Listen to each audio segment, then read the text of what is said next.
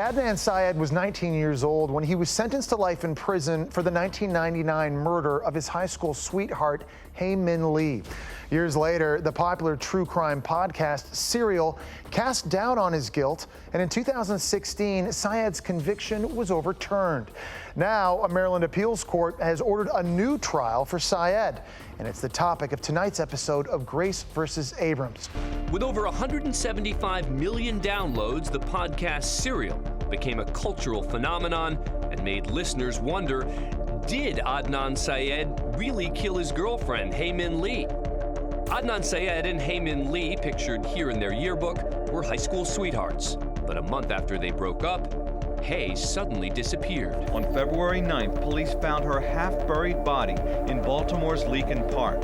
She had been strangled. 3 days after Hae's body was found, an anonymous caller told police to question Adnan as a suspect. Jay Wilds, an acquaintance of Adnan's, shocked detectives with his story.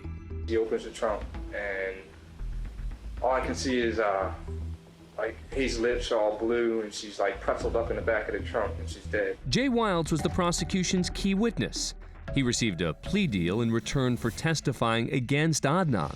And after just 2 hours of deliberation, they came to a decision. Syed was convicted and sentenced to life in prison for murdering his high school ex-girlfriend, Hae Min Lee. 14 years after the conviction, Adnan Syed's story made national headlines. That murder mystery from the podcast millions listen to, Serial. And then in a shocking turn of events, an alibi witness came forward, publicly stating that she remembered seeing Adnan in the school library on the afternoon of Hae's murder. Failure to investigate this alibi witness led Adnan's current attorney, Justin Brown, to ask for a new trial. And just this past March, Adnan was granted another chance to make his case.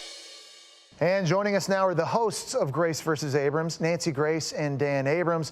So guys, you both agree Adnan Syed is likely responsible for the murder, but Dan, why do you believe there's enough here for reasonable doubt?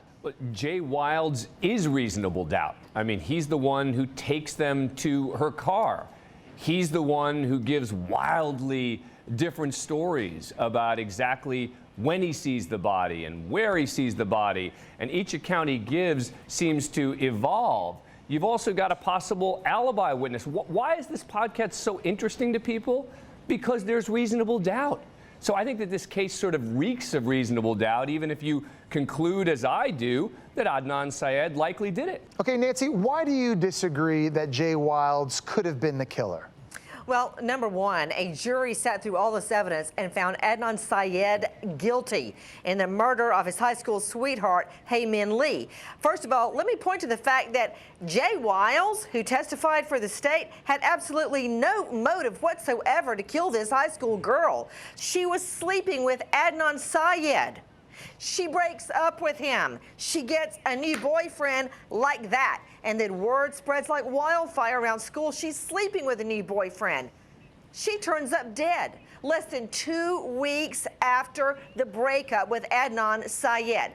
And yes, Jay Wilds' stories may have changed, but Adnan Syed's stories changed too. And as a matter of fact, the day Hae Min Lee is killed, he tells police he can't remember what happened that day. Jay Wilds is the prosecution's case. I mean, that's about all they have. And the bottom line is what they had to back it up were cell phone records, which have now been put into question as well. A jury heard testimony for weeks. Number one, the map book in her car where he hitched a ride that day in her car with her the day she was killed has her fingerprints on the map book in her car and the map to Leakin Park. You just said how much time they've been spending together. In a shallow They're spending a lot of time together.